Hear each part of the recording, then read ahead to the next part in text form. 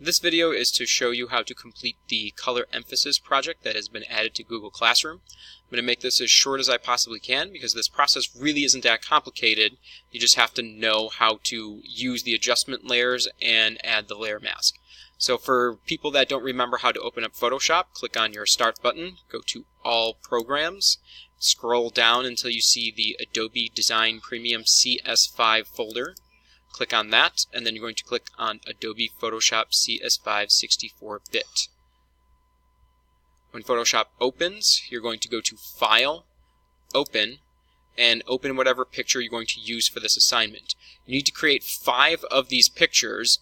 3 of them have to be pictures that you have taken yourself, whether in class or outside of class, and 2 of them can be pictures that you find online. But 3 of them have to be ones that you've taken. So let me show you with just one of the random pictures that I have on my desktop here.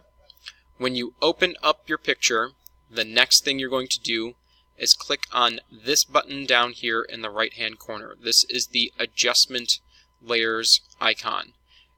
When you are in the adjustment layers, you're going to click on black and white. It's going to change your picture to black and white. Now before you accept this and move on to the next step, you can actually change the amount of contrast in the picture by adjusting the colors. Depending on the colors in your picture, some of these sliders might do something and some of them might not. So if I move on to my yellow, so notice how I'm changing the black and white. So you can actually play around with this to create something more interesting than what you have. If you're totally fine with what your picture turned into for black and white, you can leave it like that. The only other thing you really need to utilize for this project is the layer mask. If you remember when we did our multiplicity project, the layer mask is this white box on the layer. With this layer mask, you can hide or reveal parts of the picture. When you have a layer mask inside of an adjustment layer, that means you can hide or reveal parts of the adjustment that you've made. So if you've forgotten how to use the layer mask, we need to use the paintbrush tool, which is right here. And you need the foreground and background colors to be black and white. When the entire box is white, that means everything is filled in. So we are going to take the paintbrush and we are going to hide sections of the layer mask. So if I paint over the tiger, I'm going to hide the black and white part of my layer mask. So that's how you create the emphasis in these color painted pictures.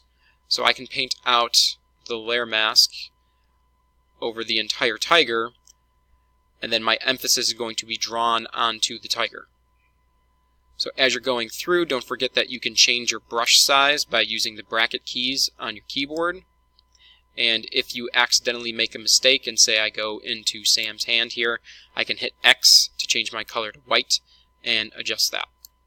And if you'd like to zoom in, Control+ zooms in to get details. And I can make my brush really small and go over the teeth on the tiger and get the edges of the tongue.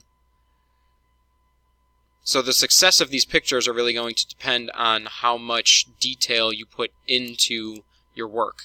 If you just use a big brush the whole time and you go over the edges instead of taking your time to make your brush smaller and zoom in, then your final product might not look as well as other people's.